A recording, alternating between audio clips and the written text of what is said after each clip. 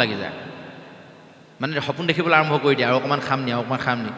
যেতিয়া আৰু এপেক খাই দিয়ে ৰোমান্টিক হৈ যায়, মনটো ভাল ভাল লাগি যায়।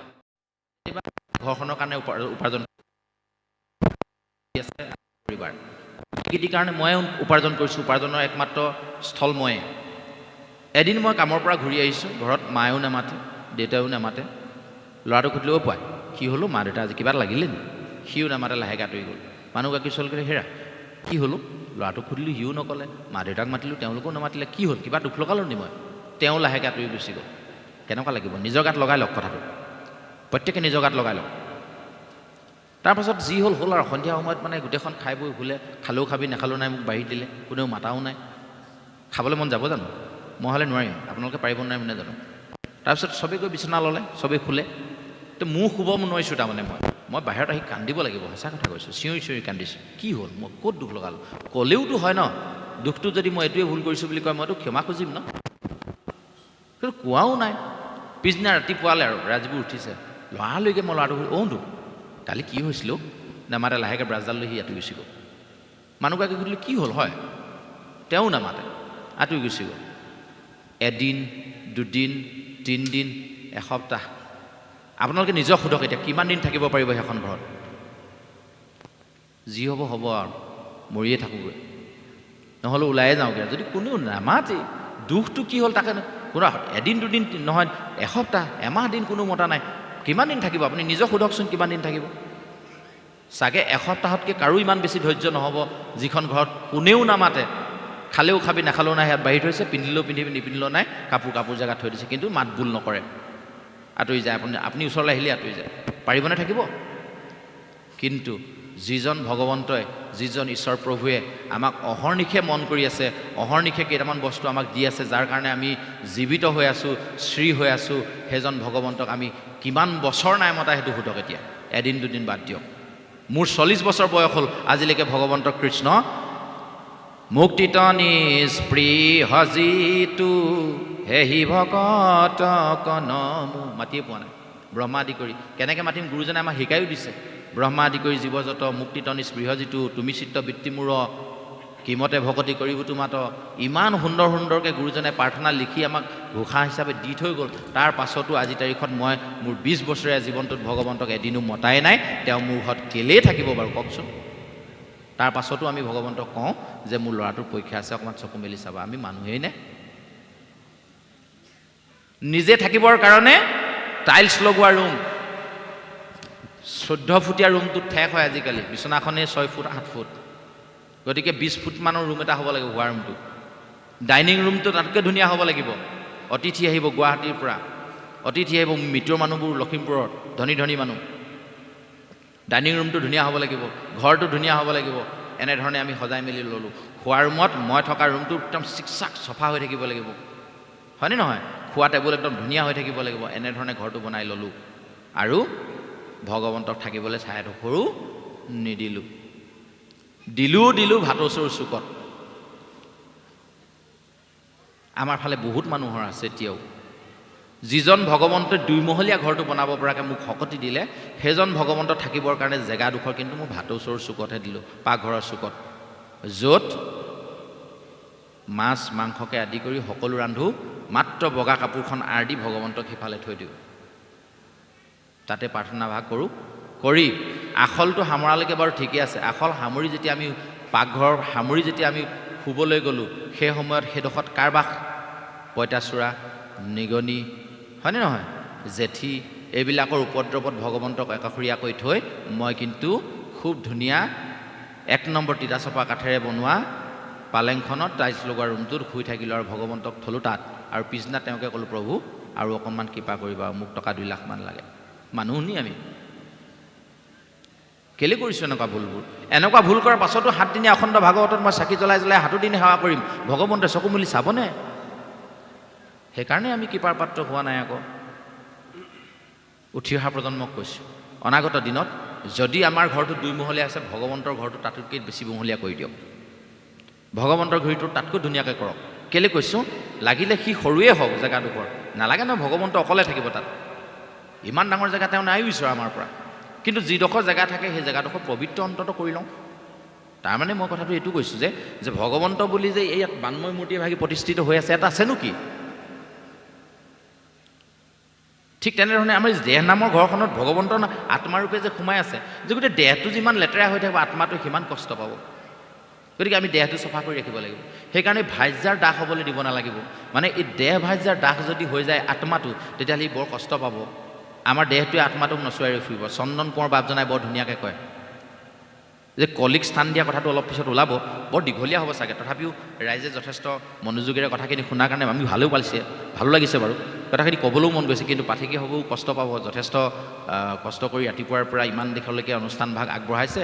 আমি যদি গোটেই সময়খিনি লৈ লওঁ বেয়া লাগিব। আমি 7 বজাৰ পৰা আৰম্ভ কৰিছিলোঁ, চাৰে আঠটা হ'ল, 1.5 ঘণ্টামান গ'লেই। কেতিয়া পাৰ হৈ গৈছে গমেই নাপালোঁ। তথাপি ক'বলগীয়া বহুতেই থাকি গ'ল। ইয়াতে আপোনাৰ পৰীক্ষিতৰ কথাখিনি থাকিলেই, তো ইমানখিনিলে আমি আগবাঢ়িবলৈ ইমান অসুবিধা হ'ব। তথাপিও কৈছোঁ যে ভগৱন্তক অৱহেলা কৰি আকৌ আমি ভগৱন্তকে যেতিয়া আমি কিবাকিবি বিচাৰি থাকিম, তেতিয়া ভগৱন্তই কোনো কাৰণে আমাক লগ নিদিয়েটো নিশ্চিত থাকক। গতিকে ভগৱন্তক আমি সেই জেগালৈ আনিব লাগিব, য'ত যেনেধৰণে আমি থাকোঁ তেনেধৰণে তেওঁকো ৰাখিব পাৰিব লাগিব। মানে চাফ চিকুণতাৰ মাজত ভগৱন্তক ৰাখিবৰ কাৰণে সৰুকৈ নামগৃহ এভাগ সকলোৱে আমি বনাওঁ আহক। নামগৃহ যাৰ ঘৰত নাই সেই ঘৰত ভগৱন্ত নাথাকে, তাত কলিৰ বাঁহ হ'ব। এইটো চিধা চিধি কথা। জৈত কৰে শ্ৰৱণ কীৰ্তন কেশৱৰ, নচাববি পাপী সিটো গৃহস্থ ওচৰ বুলি পৰীক্ষিতক আশ্ৰয় দিওঁতেই, মানে কলিক আশ্ৰয় দিওঁতেই পৰীক্ষিতে কৈছে। পৰীক্ষিতৰ কলি নিগ্ৰহ বুলি যিটো আমাৰ অধ্যায় ইতিমধ্যে পঢ়ি গ'ল, সেই অধ্যায়টোত আমাক ওলাই গ'ল কথাখিনি। মই অকণমান ভৰিটো নেঙা কৰি লওঁ দেই, অকণমান কষ্ট পাইছোঁ। কৃষ্ণ। এতিয়া কথাটো হৈ গ'ল কি, এইখিনি কথা আমাৰ পাৰ হৈয়ে গ'ল।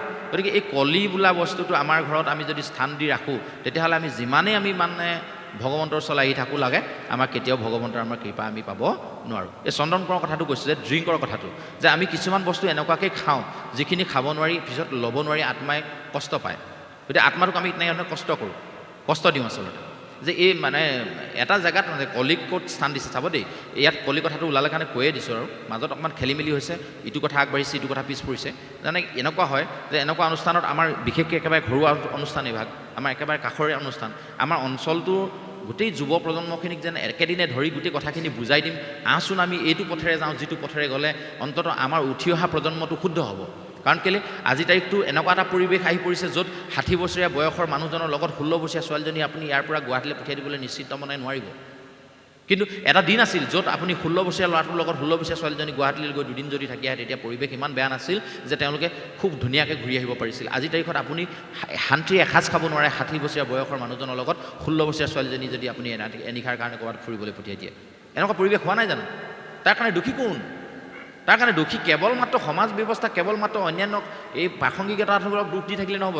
দোষী আমি জন্মতে গণ্ডগোল কৰি দিছোঁ, আমি বস্তুটো সৃষ্টি কৰাতে গণ্ডগোল কৰি দিছোঁ। আমি তেওঁলোকক কি কৰিছোঁ, যিখিনি নীতি শিক্ষা দিব লাগে তাতে গণ্ডগোল কৰি দিছোঁ।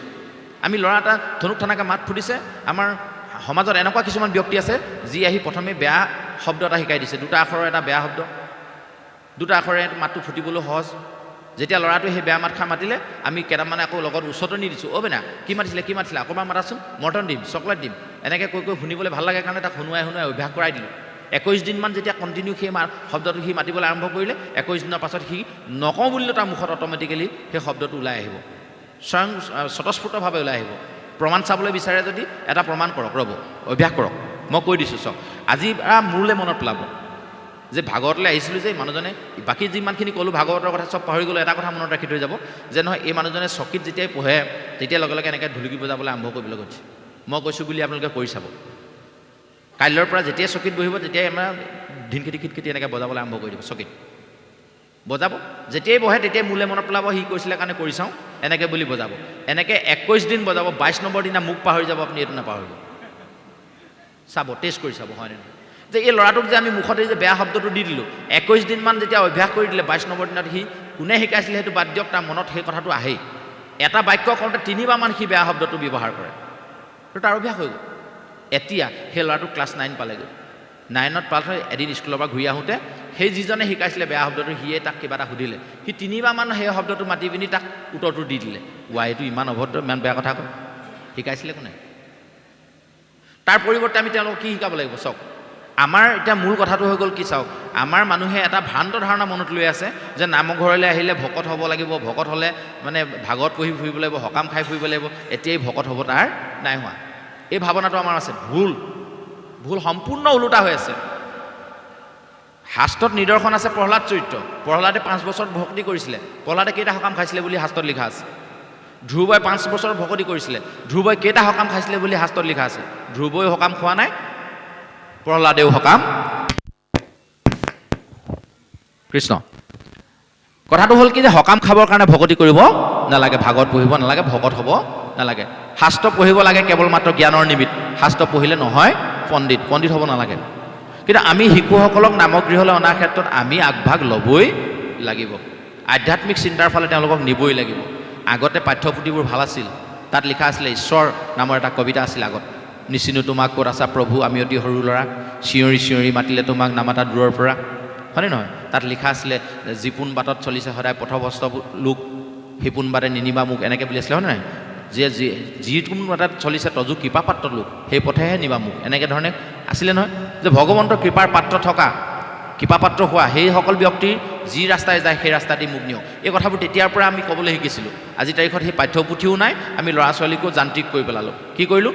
ল'ৰা এটা এতিয়া এই মাইনা তিনিজনী যে ইয়াত আছে, স্কুলৰ পৰা অহাৰ লগে লগে গানৰ ক্লাছ, ডেন্সৰ ক্লাছ, আৰ্টৰ ক্লাছ, বিভিন্ন ক্লাছবোৰ আমি দিছোঁ, চাব বাৰু হয়নে নহয়? কিন্তু সেই সময়ত যদি ভকত কেইজন পালে বা মই যদি কওঁ তেওঁলোকক দেওবাৰে দেওবাৰে নামঘৰত আধ্যাত্মিক চিন্তাৰ ক্লাছ এটা দিম, লৈ আহিবচোন, বয়স নাই হোৱা এতিয়া, নহয় এতিয়া ভকত হ'ব, ক'বনে নক'ব? ভুলটো তাতে কৰি আছোঁ।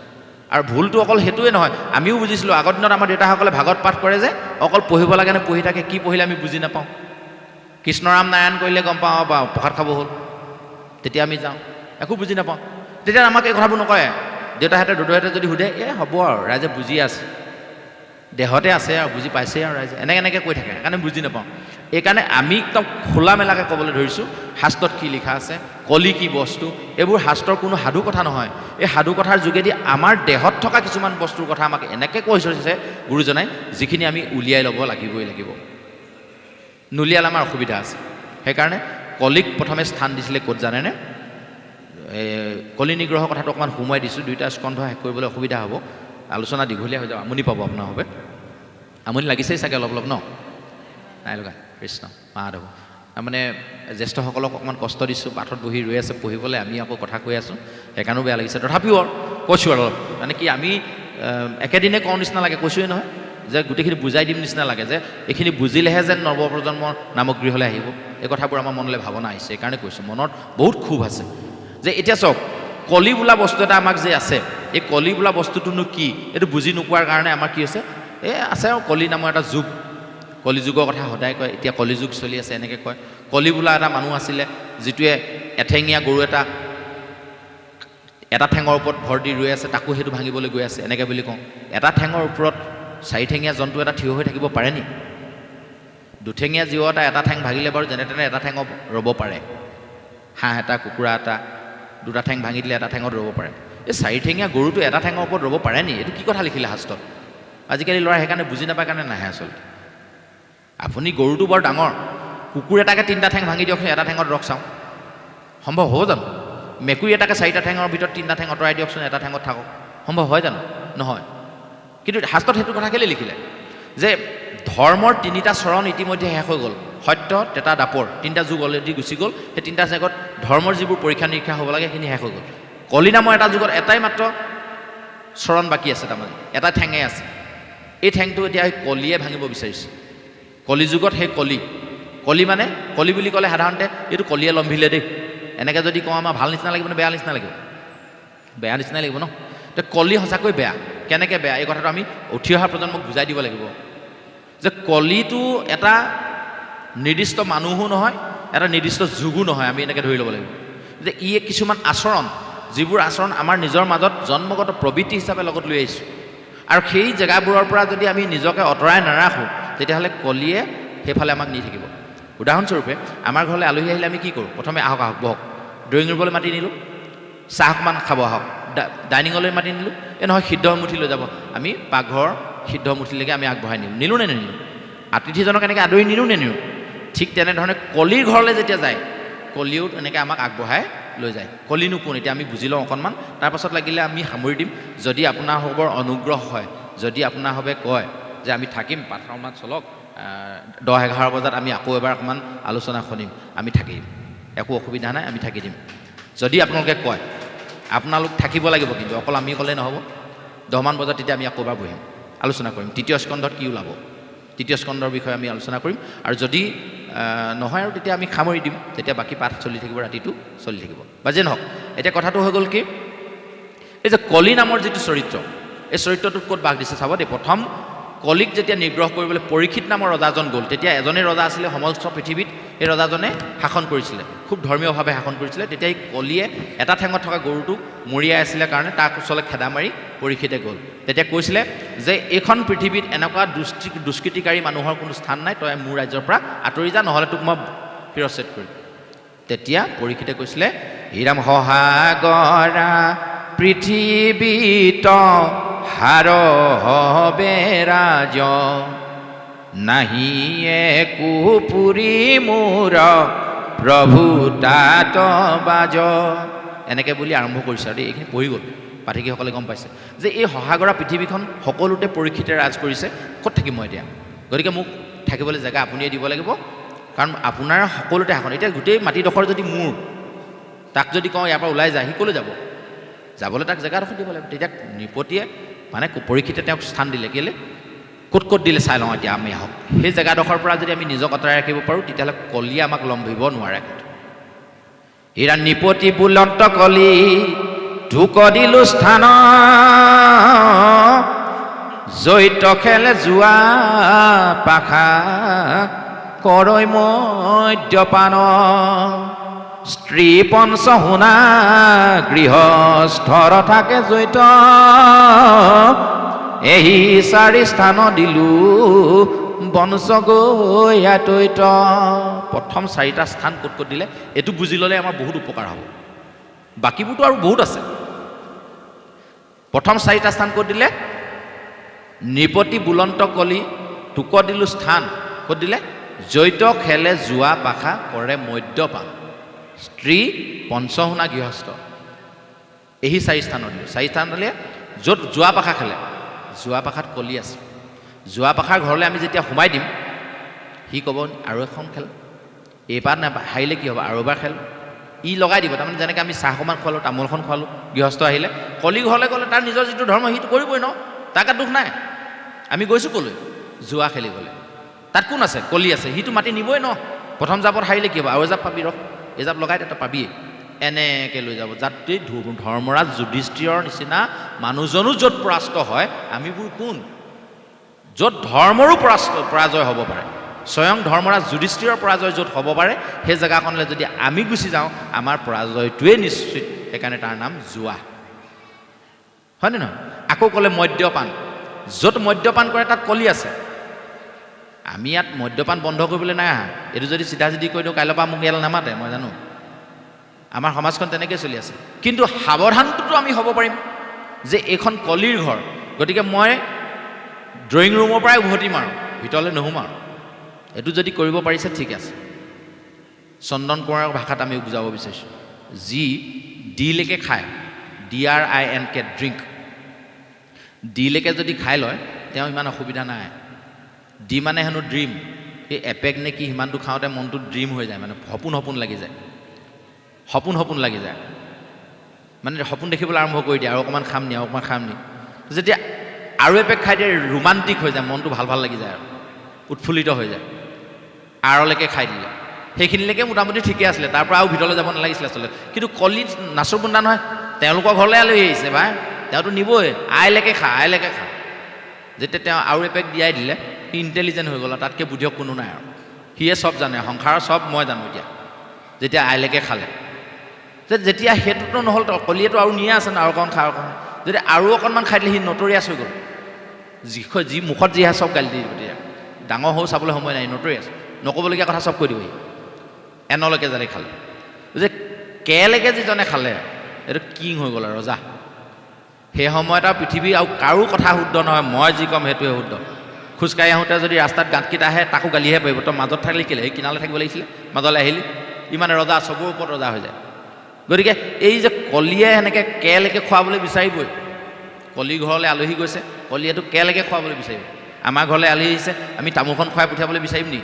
চাহ অকণমান খাওক, ইমান দিনৰ মূৰত আহিছে, হৃদয়কণ লৈ যাওক, নকম নি? কলিও একে কথা, ক'তনো দিলৈকে খাই পঠিয়াব, একেলগে খুৱাবলৈ বিচাৰিব। কিন্তু সাৱধান, মই যদি কলি ঘৰলৈ গৈছোঁ তাৰ পৰা উভতি আহিব লাগিব। এই ভুলটো কৰিলে পৰীক্ষিতে কি ভুল কৰিলে? তেওঁ ক'লে যে নহয়, পৰিবাৰৰ বিস্তৰ নোজোৰে একো স্থান, আৰু কিছু দিয়া নবাবৰটো পাৰ। কলিয়ে ক'লে যে নহয়, মোক আৰু অলপ জেগা দিয়া, এই 4ডোখৰ জেগাই মোৰ নহ'বগৈ, মোৰ পৰিয়াল ঢেৰ। তেতিয়া পৰীক্ষিতে কি ক'লে? দিলো সুবৰ্ণত কলি, সুবৰ্ণ তাত বাস কৰৈ কলি, অধৰ্মৰ গৃহখনতে জানতে যাহা চলি। প্ৰথম কলিয়ে আকৌ ক'ত থান দিলে?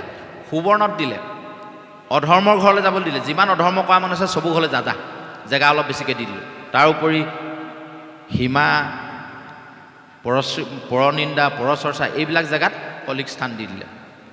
গতিকে সেই জেগালৈ আমি যোন গৈছোঁ তেওঁলোকৰ বিপদ নিশ্চিত। গতিকে সাৱধান। এতিয়া পৰীক্ষিতৰ বিপদটো সেইখিনিতে হ'ল। কলিক স্থান দি থৈ আহিলে সুবৰ্ণত, মানে সোণত। সেইখিনিলৈকে ঠিকেই আছিলে। প্ৰথমে সোণৰ ৰথত উঠি তেওঁ কলিক মাৰিবলৈ গৈছিলে, সোণ ভৰিৰ তলত আছিলে, ঠিক আছিলে। যাহাই ঘৰ পালেহি, ৰাজভঁৰালত সোমাবলৈ মন গ'ল, সোমোৱালৈকে ঠিকে আছিলে। দেখিলে টোপোলা এটাত বহুদিন মানে টোপোলাটো বান্ধি থৈ দিয়া আছে, খোলা নাই, চোৱা নাই কি আছে, চাওঁচোন খুলি চালে, জৰাখণ্ডৰ মানে মুকুটটো দেখিলে, সোণৰ মুকুটটো, তাকো জৰাখণ্ডৰ। মানে কি হৈছে? মগজুটো কাৰ? জৰাখণ্ডৰ পাপমতি যিবাৰ চিন্তা আছে, সেই মগজুটোত সোমাই আছে ন মুকুটটোত। পিন্ধি চাবলৈ মন গ'ল, ইমান ধুনীয়া সোণৰ মুকুট। দিলে মূৰত লগাই। কলি ক'ত আছিলে? সোণত। ক'ত আছিলে? ভৰিত। তেতিয়ালৈকে ঠিকে আছিলে। যেতিয়া আনি মূৰত তুলি দিলে, কিহে পাই কেলেকে খাই দিলে। তাৰমানে পৰীক্ষিতেও কেলেকে খালে। যাহাই সোণক মূৰত দি দিলে, কলিৰ মূৰত দুশ্চিন্তা আহি গ'ল। পৰীক্ষিতৰ মূৰত কি হৈ গ'ল? যিজন ৰজা ইমান ভক্তিভাৱেৰে গোটেই জম্বুদ্বীপা পৃথিৱী শাসন কৰি আছিলে, সেইজনৰ এতিয়া মৃগ স্বীকাৰ কৰিবলৈ মন গ'ল। চাওক, যিজনে অহিংসা নীতিত আছিলে, সেইজনে আকৌ মৃগ স্বীকাৰ, মানে হিংসা কৰিবলৈ মন গ'ল। সেইটো মৃগ অন্য মৃগ নহয়, মায়াৰ মৃগ। আমি যিটো পিছে পিছে সদায় দৌৰি ফুৰিছোঁ। মৃগ খেদিবলৈ গুচি গ'ল। যাওঁতে ৰথত পানী অকণমান লৈ যোৱা হ'লে শ্ৰমিক মুনিৰ আশ্ৰমত পানী বিচাৰিবলগীয়া নহ'লহেঁতেন নহয়। সেই কাণ্ড জ্ঞানটো কলিয়ে নাইকিয়া কৰি দিলে। আমি সাধাৰণতে ইয়াৰ পৰা শিৱসাগৰলৈ গ'লেও পানী বটল এটা লগত লওঁ। পৰীক্ষিত নিচিনা ইমান জ্ঞানী মানুহজনে চিকাৰলৈ যাব সময়ত পানী বটল এটা লগত নল'লে কেলে? মানে কথাটো হ'ল যে এইটোৱেদি আমাক এইটোৱে বুজাইছে, যেতিয়া কলি লম্ভে নহয়, আপোনাৰ সৎ চিন্তা, সৎভাৱনা চব লুপ্ত হৈ যাব, নাইকিয়া হৈ যাব। পৰীক্ষিতৰ সেই অৱস্থা হ'ল। গৈ দেখিলেগৈ শ্ৰমিক মুনি ধ্যানত আছে, পানী খুজিলে, পিয়াহ লাগিলে। পানী নিদিয়া দেখি কি কৰিলে? ওচৰতে মৰা সাপডাল আনিলে, ডিঙিতে লগাই দিলে। মৰা সাপডাল ফিটিং হৈ আছিলে তাৰমানে তাতে। আশ্ৰম এখনত সাধাৰণতে যেতিয়া এজন ধ্যানস্থ ঋষি থাকে, সাধাৰণতে আশ্ৰমখন খুব ধুনীয়া পৰিপাটি হৈ থাকে। শিংগীমুনিৰ পুতেক, শ্ৰমিক মুনিৰ পুতেক শিংগীমুনিয়ে ল'ৰাকেইটাৰ লগত, লগৰ ল'ৰাখিনিৰ লগত গা ধুবলৈ গৈছিলে, পানীত জলকেলি কৰি আছিলে। তেওঁতো যাওঁতে ধুনীয়াকৈ জেগাডোখৰ চফা কৰি থৈ গৈছিলে। মৰা সাপটো ক'ৰ পৰা আহিলে? কাল মানে সময়। আচলতে যিটো আমাৰ বেয়া সময়, সেই বেয়া সময়টো যেতিয়া আমি ডিঙিত লৈ লওঁ, তেতিয়া আমাৰ শৰীৰটো দুখণ্ড হৈ যায়, মূৰটো নাইকিয়া হৈ যায়। পৰীক্ষিতেও সেইটোৱে হ'ল। সেইদিনাই প্ৰথম স্কন্ধতে মূৰটো হেৰুৱাই পেলালে পৰীক্ষিতে। জ্ঞানটো লুপ্ত হৈ গ'ল পৰীক্ষিতৰ। জ্ঞান লুপ্ত হ'ল। তাৰমানে জ্ঞানটো ক'ত থাকে? ইয়াত নাথাকে জানো? মগজুত জ্ঞান নাথাকে জানো? গতিকে মগজুটোৰ তলতে মৰা সাপটো দি দিলে, কালটো দি দিলে, মানে মৰা কালটো দি দিলে, মানে তলৰ ৰসৰ লগত কানেকশ্যনটো নাইকিয়া কৰি দিলে। সেইকাৰণে হাতখনে অকৰ্মটো কৰি পেলালে, জ্ঞানটো লুপ্ত হৈ গ'ল। প্ৰথমতে মূৰটো হেৰুৱাই পেলালে। তাৰপাছত যেতিয়া ঘৰলৈ আহি মুকুটটো খুলি থ'লে, সৎ চিন্তাটো মনলৈ পটকৈ গুচি আহিলে, মই বৰ বেয়া কাম এটা কৰিলোঁ। যিজন ঋষিয়ে মোৰ আশ্ৰয়তে থাকি নিশ্চিন্ত মনে ভগৱন্তক ধ্যান কৰি আছিলে, সেইজনকে মই মৰা সাপটো দি দিলোঁ, বৰ বেয়া কাম কৰিলোঁ। মনলৈ যেতিয়া উপলব্ধি আহিলে, তেতিয়াই তেওঁ ভাগৱত প্ৰাপ্তি হ'লেই। উপলব্ধিটো প্ৰাপ্তিৰ চৰম শিখৰ, মই অলপ আগত কৈছোঁৱে। তেনেকেতে আহি পিনি শিংগীমুনিৰ লগৰ এজনে তেওঁক খবৰ দিলেহি যে তোমাক এনেকৈ ঋষিৰ গলত সাপ দিয়াৰ কাৰণে অভিশাপ দিলে, 7 দিনৰ ভিতৰত তোমাক তক্ষকে দংশন কৰিব। পৰীক্ষিতে খুব ভাল পালে যে এয়া মোৰ কাৰণে অভিশাপ নহয়, আশীৰ্বাদ। আমি আকৌ মানি ল'ব পাৰিম নাই? কোনোবাই যদি আমাক তেনেকৈ কয়, তই কোন? মোৰ ৰাজ্যতে তই মানে আছ, মোৰ আশ্ৰয়তে আছ, আকৌ মোকে অভিশাপ দিব লাগে, কোন তই? আন তাক বলি দি দে, এনেকৈ ক'লোঁ। কিন্তু পৰীক্ষিতে সেইটো কাম কৰা নাই। সেইটো হ'ল উপলব্ধি। এতিয়া সেইটোৰ পৰাই আমাৰ উপলব্ধিটো কি হৈছে, আমি শুদ্ধ হৈছেনে চাব দেই। কোনোবা কিবা এটা কাৰণত ল'ৰা এজনে দেউতাকক বেয়াকৈ কিবা এটা ক'লে, গটা এটা মাৰিলে, ৰাইজে ক'লে দণ্ড ভৰিব লাগিব, প্ৰায়শ্চিত্ত হ'ব লাগিব। কি কৰিলোঁ? নামগৃহলৈ আনিলোঁ, তামোল পাণ